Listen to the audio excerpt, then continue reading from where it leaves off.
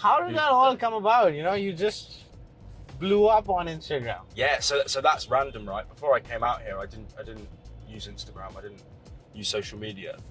I downloaded it when I got here just to upload like 2 or 3 pictures, and then it was actually my partner. She was like, Harrier has a very British connotation. You know that? not from this end, no. What are you saying, man? Like, are you British? I am. Are you sure? Yeah. I thought, why not? You know, why not get Josh Harrier.ev? We definitely can't fly, but like we can definitely drive around. Feels like we're flying though. That's the loveliest thing about the EV. It's just so smooth, right? But here in Delhi, nobody flies, man. Like, Yeah. Look at it. Look at it. Look at that guy. He's stopping us.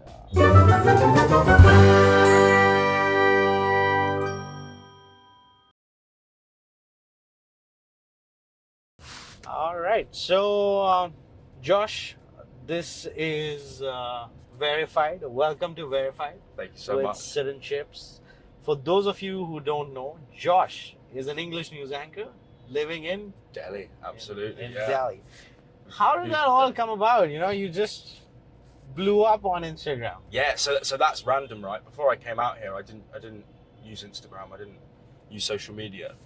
I downloaded it when I got here just to upload like 2 or 3 pictures, and then it was actually my partner. She was like, you should be telling people about your life, and I made like YouTube shorts when I was back home about football, because I'm a big football fan. I love it. I've always enjoyed creating content and having that engagement, and I thought it's such a cool life here, especially for like British people and Western people. I think in general, our understanding of India is just almost non-existent. Like, we don't learn about it in school. We don't learn about the culture. We get our stuff through pop culture, through media, and it's often not a representation. So I thought it would be a good opportunity to sort of show people that I know back home about what's going on here, and like all the cool things and all the cool cultural things that we just don't learn about. But it's sort of transitioned now, and people that are living in India quite enjoy seeing a perspective from an English guy who's come here. A lot of people question why, but I love this country, and I love this place. Like, and the people are so much more warm and receptive, and it's just such a positive environment, I feel, in the people that I meet and the work that I do. What about like the entire social media love that you've been getting? I saw a few comments both from India as well as from back home for you.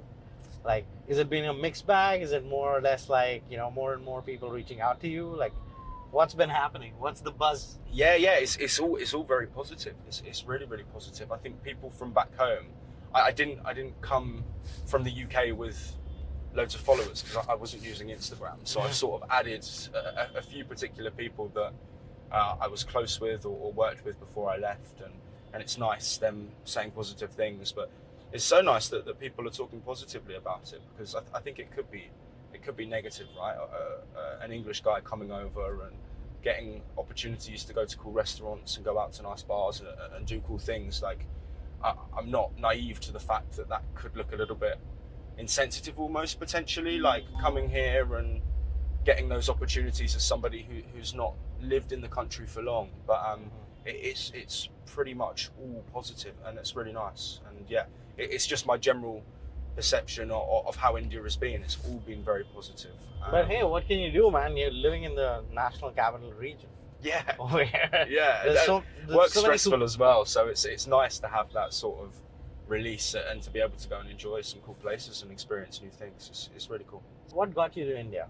It was a unique situation, but initially it was an email that came through from the company I now work for. They were looking for people who'd graduated recently from uni to come and join this, like a start of a project. For me, I'd just split up with a partner of nearly 5 years. Had the car, had the house, had the dogs, had everything. I thought that was me for life, right? But that didn't work out, and then it manifested itself to me in that moment losing everything. So for me personally, I was in a position where I could say, I'm not leaving anything behind at this point, because everything I thought I had, I now don't, at least in the immediate term. Correct. It was one of those where I hadn't left Europe at the time, and I've always wanted to go outside of Europe. I think the perception of the UK for me is quite negative, just because of recent sort of times in the UK, post-Brexit, post-COVID. Yeah. And I thought, even if I do it for 6 months, it will be the most amazing cultural experience. And yeah, I've jumped in, and now I'm really glad to call Delhi and India my home. Like, the plan is to stay here indefinitely and continue moving forward. There you go. What do you think about the wheels that we're driving in? This is insane. I said to you when we jumped in, it's got the smell of a new car, but also it's slick, man. It's slick. The screen is massive as well. Sometimes, so the car I was driving a MG4 EV, and the screen was just a little bit too small. But this is the one. This is quite something. You were telling me about how you sat in a lot of Tata cabs. Yes. Yeah. This is a step up. This is definitely a step up. It's so spacious as well. I don't know where Tata's going to go with this EV, but like everybody's jumping on the EV, and we kind of match cars over here. Mm-hmm. The name of this car is Tata Harrier.ev. Okay. Harrier has a very British connotation. You know that? Not from this end. No. What are you saying, man? Like, are you British? I am. Are you sure? Yeah. Like, you guys were the ones who made the Harrier aircraft. Yes. Yeah. That connotation, I know. I thought, why not get Josh Harrier.ev? We definitely can't fly, but like we can definitely drive around. Feels like we're flying though. That's the loveliest thing about the EV is it's just so smooth, right? But here in Delhi, nobody flies, man. Like, yeah. Look at it. Look at that guy. He's stopping us. Maybe here. The stuff you see on the road is just like, now I'm used to it, but initially, people driving the wrong way down the road is just something that doesn't happen in the UK. Yeah, it happens. The first time I saw it, I was shocked, and I was like, no, there's no way that person's going to crash and get hurt. But it's once you understand the Delhi driving ecosystem, it does make sense. But initially, it makes no sense to me. Man. It doesn't. It doesn't make any sense. I always call it like organized chaos. Yeah. But you know, you've got the bikes which are just doing their own thing. You've got the autos often sticking to the left. You've got the guy that's driving through with his horn on the whole way and driving twice as fast as everyone else, and everyone gets out the way of him. Like, I feel like it works. You can choose where you fit in that ecosystem. Lots of cars have bumps though, don't they? You notice that with a lot of the cabs. They've got bumps and scrapes everywhere. It's why I'm too scared to drive at the moment. I need to spend a few more months here. That was my next question. Have you given yourself a chance to drive? Did you try driving here? I haven't even tried, to be honest. It's one of those, I will do it. It will take some time. But before I came out, I actually rear-ended someone at a roundabout. Again, because it's an EV, I just put my foot down far too quickly, and the torque and the takeoff was to the point where when I braked, it was too late. It was completely my fault. But it didn't knock my confidence, but coming from that just before leaving, and then seeing all of this, and then seeing this, I'm like, damn, I shouldn't be the one driving. But I'm sure you get used to it. I've spoken to some expats who say they've just got a lot more aggressive when driving. Yes. I think we're quite passive. Often we'll let people through. We'll hold back in the UK. We're happy to wait another couple of minutes if it means that the status quo continues moving forward. But here, nothing. So you talked about like you were covering sports. Now you're covering the world news, the world perspective out there. What was I will use the word football. What was the football club that you were? I'm glad you said football. I know you've spent some time in North America, so. Bro, it's crazy. I went there. I was like, I've played football, and people are like, oh yeah, you played football, really? And I'm like, yeah, man, football with a foot. Like, man, it just makes sense. It just makes sense. It does. It makes so much sense. So I'm from Cambridge. Mm-hmm. So I've had a Cambridge season ticket in the past. They're my local team. And when I was younger, I also picked to support Manchester City. And I'm glad to say, though nobody believes me, I supported them when they were rubbish and before the big takeover. But it's great because Cambridge just got relegated back to the 4th tier of English football, where we spent a long time. And Man City are obviously one of the top teams, so I've got both, right? I look at one team and I'm depressed and sad because we lose almost every weekend. And then I look at the other team and we've won so much. So there's good. Balance in life. There is balance in life. What about you? What's your footy team? It's you laugh at me. It's Newcastle United. Nah, man. Newcastle's a great club. Yeah, they're doing really good at this point. But And it's a one club city, right? And everyone in the city loves Newcastle. I spent some time up there before coming out, actually, and just everyone loves it. It's male, true, female, the passion is great. Why Newcastle? I'm intrigued. because of Alan Shearer. Okay. Yeah. He's a legend of the game, man. Of course. Like, not a lot of people give him the kind of credit. In UK, everybody gives him, I would say, the credit. But still, he was like that guy.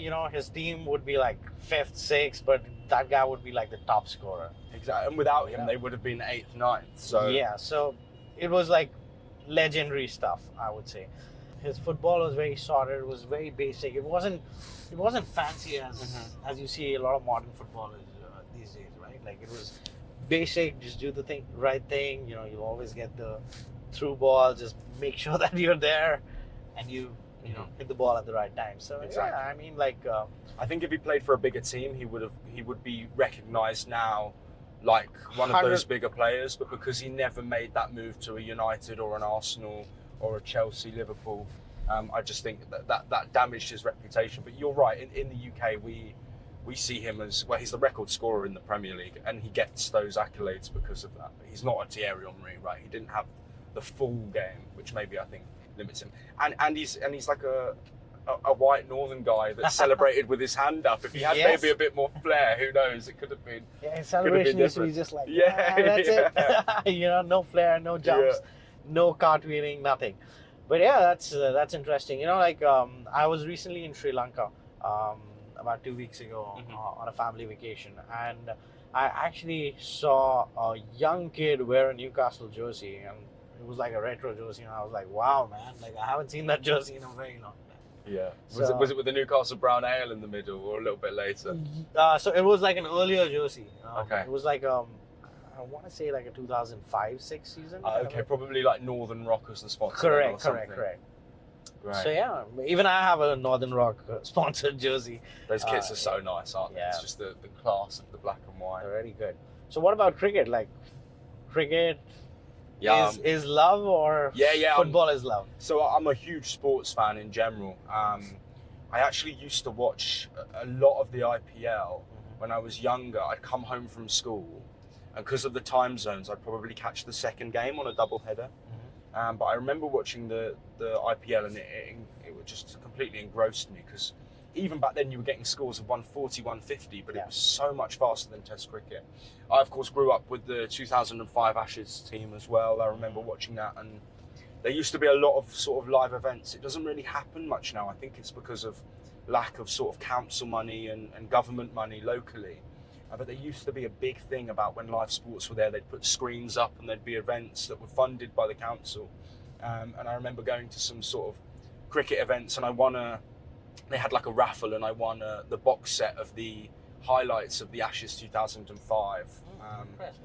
And yeah, I've always loved cricket since. And since coming here, I find it difficult to watch football because of the time zone difference, especially when it's 5.5 hours to the UK. Correct. The 5:30 kickoff ends up being at like 11 o'clock at night or 12 o'clock. So you can always catch the highlights. You can, and I do still keep up with it. But no, I went to my first IPL game. It was a bucket list thing I've always wanted to do. What match did you watch? It was DC Rajasthan Royals. It was the one with the super over. And obviously, as an English cricket fan, I got to see Jofra Archer bowl in the flesh, which I've always wanted to do. Mitch Starc was playing. So yeah, it was just a great experience. And now we've got the Test series as well. It's a point of contention in the office. There are a few people that let me know when India have won, and then they're very quiet after this latest result. But I don't want to be the most unpopular person in the office, so I keep my smiles to myself. But I have a sports show that we've just launched, and we went big on it there. So I get my little wins, and in my headlines, I made sure to keep it in first thing in the morning, just to rabbit home where I could. So do you have a smirk on your face when you say, England's just like beating India?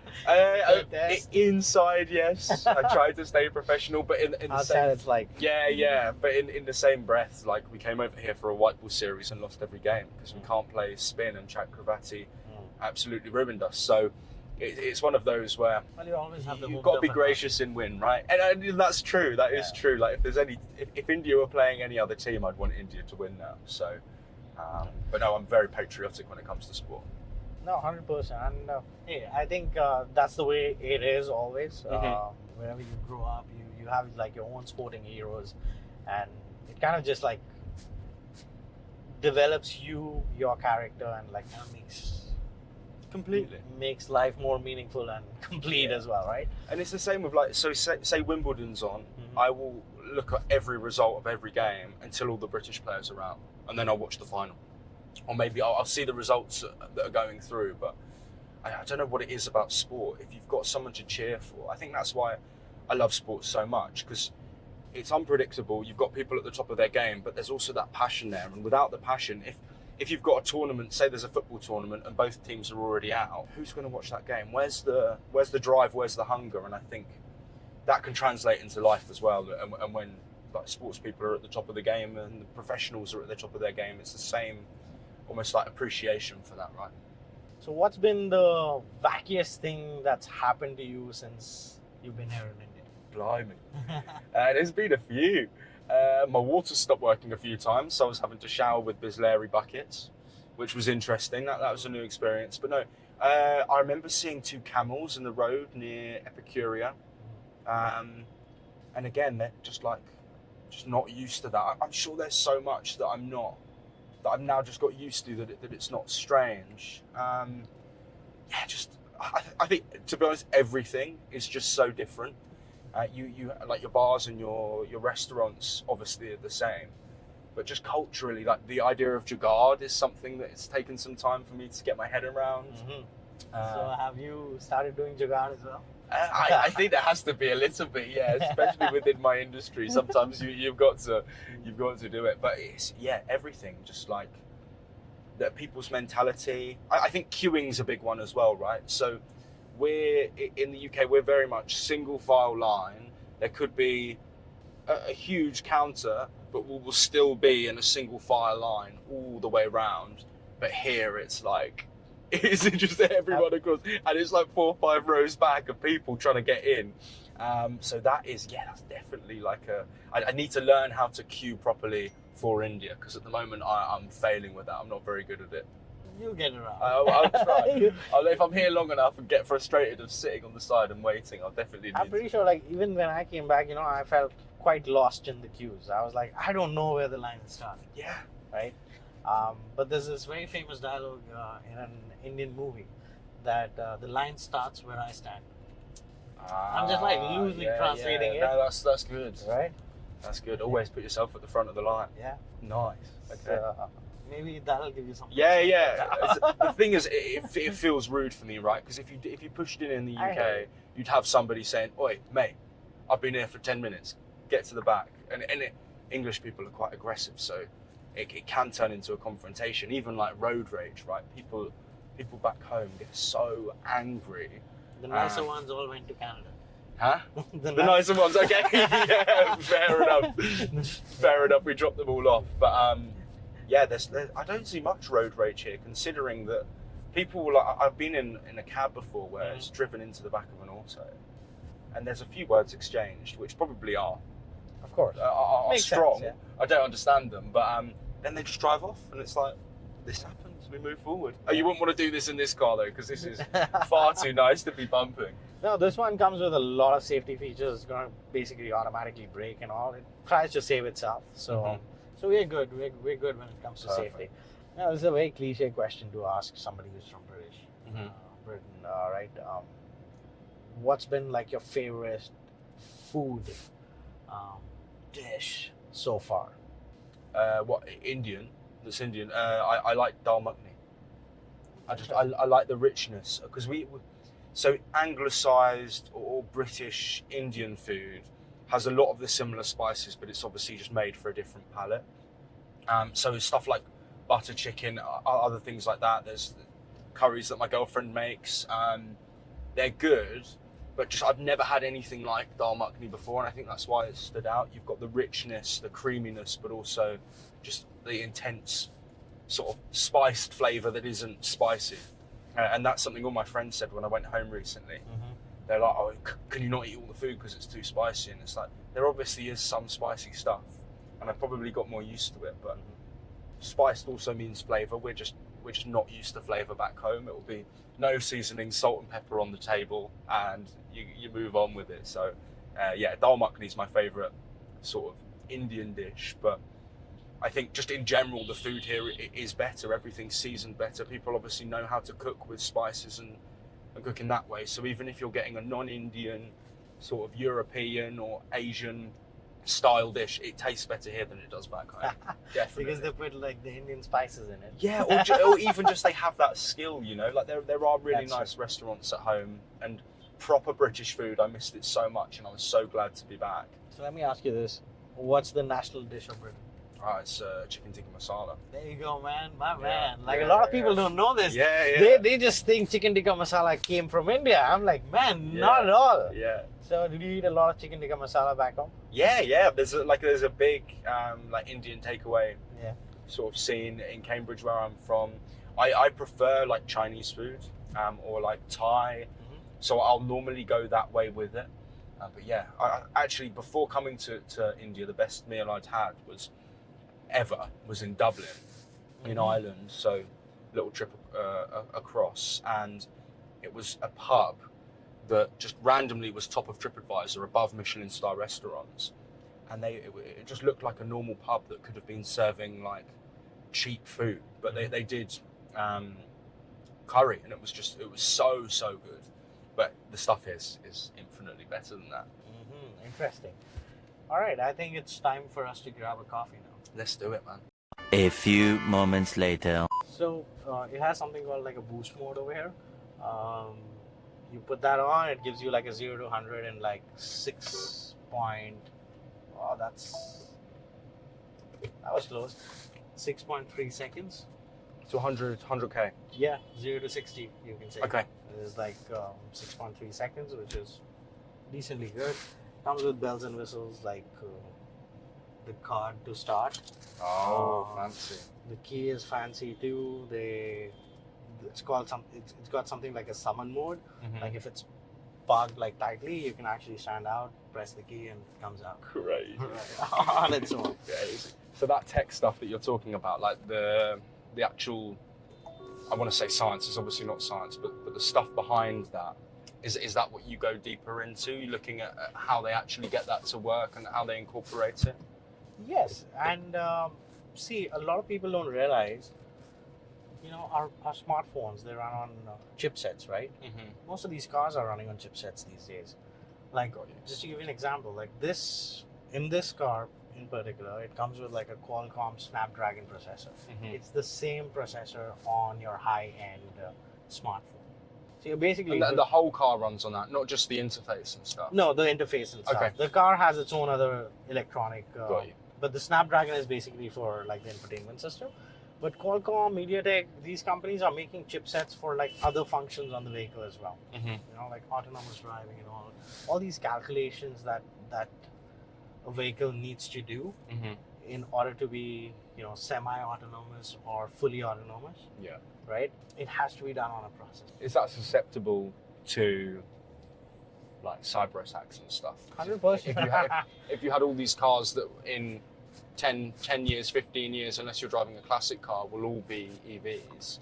Imagine is that this. susceptible to those attacks? Imagine this as a world, you know, and your Tesla can self-drive, right? You can buy a self-driving package to it. Imagine you buying a Tesla with a self-drive package. I'm not saying that it'll happen, but it is a possibility, and it may happen as well. And you finance it with, like, say, your Scotia Bank or Royal Bank of Canada, whatever, right? Now you miss a payment. They're like, buddy, pay up. So next time you miss another payment. Third time you miss a payment, your car drives itself to the bank, right? So you don't have a car, right? That's so cool. But so think about it like this, you know, if they can do that, it is susceptible to cyber attacks. You know, most of the movies that we keep on seeing of the world coming to an end or somebody doing something. It's all cyber attack, isn't it? Okay, so what was the biggest cultural shock that you had when you came to India? You know what? It's a negative, but I think That's fine. That's fine. It's important to talk about the disparity in wealth. I remember I went to a Cambridge and Oxford alumni event just after I'd arrived, because obviously I'm from Cambridge, wasn't intelligent enough to study there, unfortunately, but growing up there, lots of relatable conversations had. And it was a wonderful hotel. I think it was one of the Taj hotels. And I was on a high. I was on the phone to somebody from back home saying how like amazing that experience was and completely different to what I'd experienced back home. And I remember looking to my left and seeing a family with a naked child on the side of the road who couldn't have been older than a year. And it was almost the complete polarizing aspect of that. And it's something that we're obviously not used to. But it's something that is improving. Like speaking to people about it, I know that there's a journey that needs to go on, and that is improving, and there are different aspects of it. But I'd say that's the biggest thing. You've got the really wealthy, and then the people that aren't well off at all. So I'd say that's the biggest one, because in the UK, we at the moment, our economy isn't doing well, and people are struggling. People that are middle class are struggling to pay their bills. People that are working might be struggling to buy food just because the cost of living has got so high and wages haven't matched it. You don't have the super highs, you don't have the super lows, at least in general, but it's within a sort of band. But here those bands don't exist, so you have the upper and the lower. So I think that was the biggest thing. So yeah, it's obviously it's difficult to talk about, but it's an experience, and it's something now I feel more used to. Did you see like two different Indias? Yes. Yeah. But now not. Yes. When I first got here, again, it's like the ecosystems operate within themselves, and it's the same back home, right? You do have that. Now I see it more as one package, and then there are different aspects to it. But it's still I still enjoy being here a lot more, even with that, and speaking with different people and having conversations with different people. And you seem to be enjoying it anyways. Yeah. What next? What's on your travel itinerary? So I'm going to go to Jaipur at the end of August. We were going to go up to the mountains, me and my partner, but just with work and commitments, the trip up was just going to be too long, and to get a flight for that journey, it was going to cost more than the trip. And just out of principle, I was like, correct. I'd just rather not. I'd rather take the time and do the trip in a different way. If I'm going to go and fly up there, I'll do like a more traveling around. This is a chill trip, because I went back to the UK and it was just so busy. But I've not been outside of Delhi other than Goa for a short break. So how was Goa? So nice. It's just such a change of pace from Delhi. Yeah. Everything in Delhi is 100 miles an hour, which I like. Like, I really enjoy the chaos, because my brain is one of those that's just constantly bouncing. There's always my voice in my head bouncing from idea to idea. I can't sleep very well because I'll sit down and all the ideas of everything that I'm thinking about will come to me in that moment. So it's quite calming being in Delhi, because it feels like everything around me is also just as busy. So it feels like I'm almost on that base level. But stepping away from it and going to Goa, where it was really relaxing, and met some wonderful people, some friends of my partners, and went to go and see some football. Went to go and watch Goa play in their semi-final, I think it was, of the is it the ISL that they call it? That was a great experience. I love watching football abroad. And Indian fans, like Indian cricket fans is great, but Indian football fans as well, that passion is there. I love that passion. But yeah, Jaipur's going to be nice. We're doing like a hotel style trip, so it will just be relaxing rather than a Airbnb and you sort of go out and you're traveling all day. It will be a chill, spa, real like few days of just zen. The Rajasthan hospitality. Yeah, I've heard about this. Obviously, I've not been, and I've heard it's like the best hospitality in all of India. We'll see it. We'll probably see it in one of your. Yeah, you definitely will. Definitely, 100%. We will definitely see that.